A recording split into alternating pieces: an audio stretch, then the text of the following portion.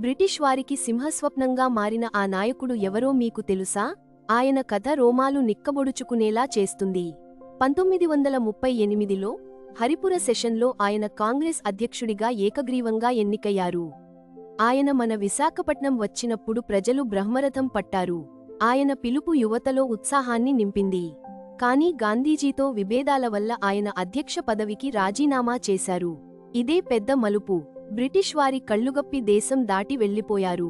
అది ఒక అద్భుతమైన సాహసం.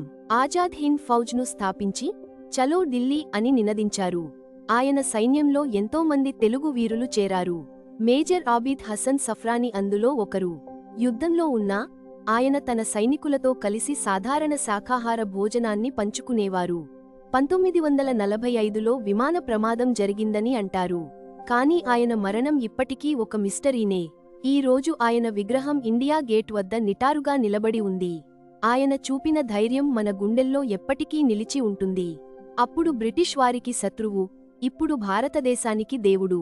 జై హింద్. ఇది కేవలం నినాదం కాదు, ఒక ఎమోషన్. దేశభక్తి ఉప్పొంగుతోందా? అయితే వెంటనే తెలుగు ట్రిల్స్కి సబ్స్క్రైబ్ చేయండి.